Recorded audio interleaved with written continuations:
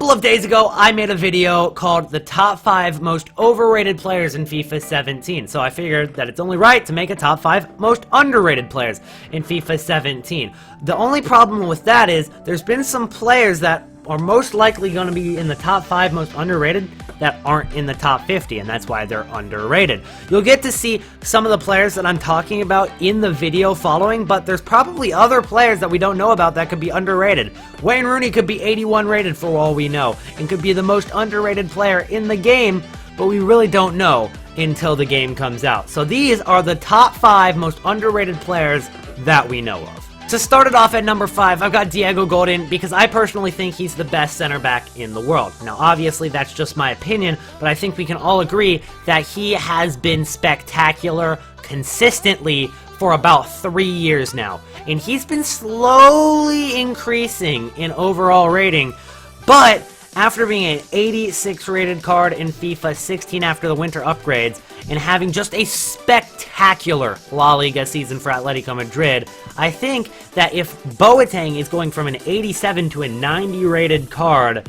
in FIFA 17 after being injured a lot and playing well when he played, but not as well as Godin played in the La Liga, I think that Godin, it deserves at least a +3 rating in that aspect, and not only considering that Boateng is the highest rated card in FIFA 17 for center backs, I think Godin is just as good, if not better than Boateng. I think he should be 90 rated as well. So a little bit low for Godin. 89 or 90 rated would have been more fair. At number 4, we've got Mats Hummels, which very similar to Godin. I think Mats Hummels is one of the best center backs in the world. And after having a spectacular season with Dortmund last year, playing better than Boateng did in the Bundesliga overall, but only getting a +1 from an 86 to an 87 rated card, while Boateng, with the same international reputation, got a +3 from an 87 to a 90. Not sure what the logic was there with EA, but Hummels definitely deserves to have about an 89 rated card in FIFA 17. At number 3, we've got Arjen Robben, and I absolutely despise him, but I gotta give it to him. 87 is a bit harsh. If you consider Eden Hazard's rating, he had an absolutely terrible year for Chelsea last year, and he only went down 1 rating from an 89 to an 88 rated card. Yes, Robben is getting older. He's going to start hitting this decline soon. But they gave Ribery several years before he really dropped in his rating. Ribery is 90 rated in FIFA 14, and he had already started to perform really horribly. He had already been getting injured. He wasn't playing for France anymore. He wasn't even playing for Bayern half the time because of injuries and simply the fact that he was playing bad. And then he got another high-rated card. And then in FIFA 16, he was still 87 rated. And just after one kind of off year for Robben, they give him a -3. That's really harsh for him, so that's why he's at the number 3 spot. At number 2, we've got Keylor Navas, and the reason for this is because goalkeepers got a huge boost. And Keylor Navas had a great year for Real Madrid, winning the Champions League, performing really well in the La Liga throughout the season consistently. Not only that, but coming as the 4th best goalkeeper last year in the Ballon d'Or announcements, whatever you call that. He was the 4th best goalkeeper of 2015. And then he just continued to be absolutely spectacular.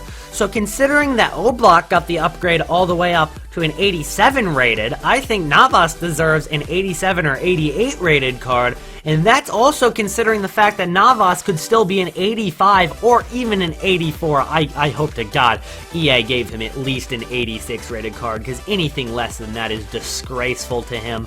But that's why he is at the number 2 position. When EA announced the ratings from, 30 to 21, and then they announced 20 to 11, I was like, damn, PK is not on the list yet. He's got to be like 89 or 90 rated this year, which is sick. And then he wasn't on the list, and I had no idea why not. So, with that being said, he can have a maximum of an 86 rated card in this next FIFA, considering he had a great year for Barcelona, and coming in clutch when they needed him the most. I think he should have gotten a big upgrade from, maybe a +1 or a +2 even, without even considering the huge center back boost that everybody got. Sergio Ramos went from an 87 to an 89 rated card, and he didn't have as good of a season as PK did, which is just not fair. The center back rankings this year are completely fucked, and that's why the center backs have been, controlling most of these videos. 3 of the 5 on the most underrated players were center backs. 3 out of the 5 most overrated players were center backs. They're all over the place, and I'm just not sure what EA was thinking, but PK being 86 rated at the most, it's not fair at all. Thank you guys so much for watching, and if you disagreed with anything I said in this video, let me know your opinions in the comment section below without calling me a stupid yank that knows nothing about football.